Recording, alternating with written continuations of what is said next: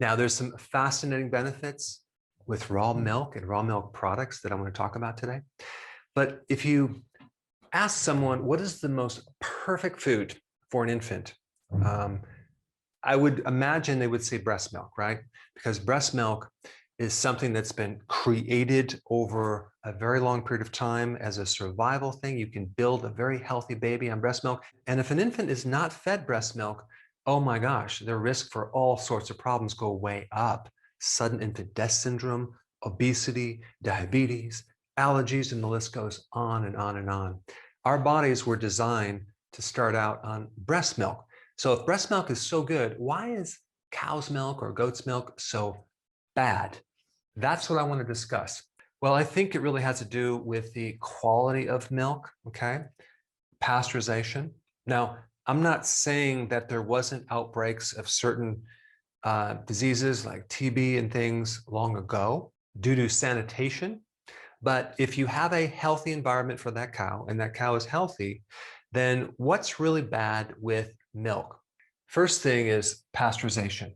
Well, you might want to say, we want to sterilize the milk to make it really healthy, to get rid of all the bacteria in this milk, this very unhealthy, pathogenic substance. Well, yes, heat kills bacteria, but it doesn't get rid of bacteria.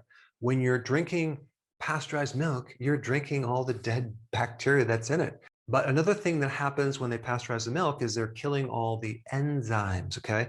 Enzymes are proteins. There's over 2,500 different proteins in milk, okay? And they're altering and damaging those proteins. They're denaturing those proteins. And I'm talking about proteins that can help someone's immune system, like, for example, lactoperoxidase, which is an antibacterial enzyme. That's destroyed when you pasteurize it. Lactoferrin, which is a protein that starves off pathogens from iron, okay? So when you have pasteurized milk, that's destroyed. The antibodies in milk are also destroyed. That is an immune benefit that you won't have. Also, lactase bacteria are destroyed. There are certain bacteria that make the enzyme to get rid of lactose, okay? And so those of us that have lactose intolerance, like myself, need lactase, which is the enzyme that breaks down lactose.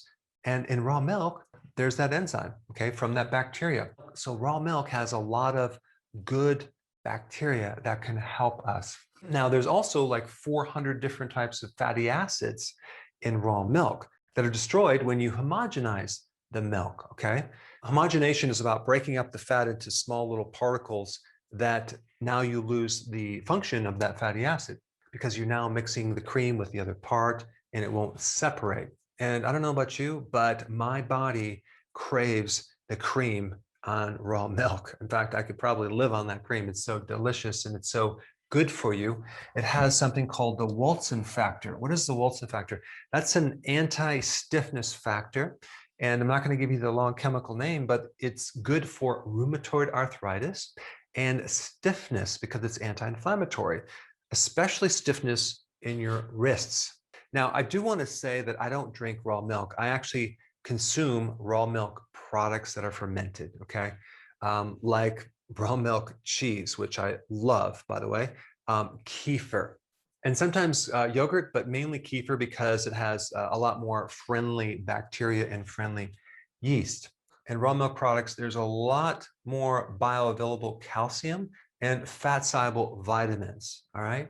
You also have this enzyme right here, alkaline phosphatase, which is anti-inflammatory. So way back early in the 1900s, there were all sorts of people using raw milk for cures for all sorts of things, to help their ulcers, their GI problems, inflammation in the gut, to help with allergies, gout, gum disease, and even asthma. I want to just mention the difference between A1 and A2 milk. Okay, this has to do with the protein casein in milk.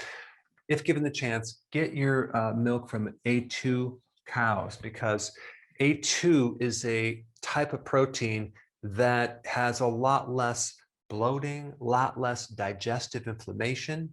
Unfortunately, the A1 protein type milk is more inflammatory, and you may find more GI problems.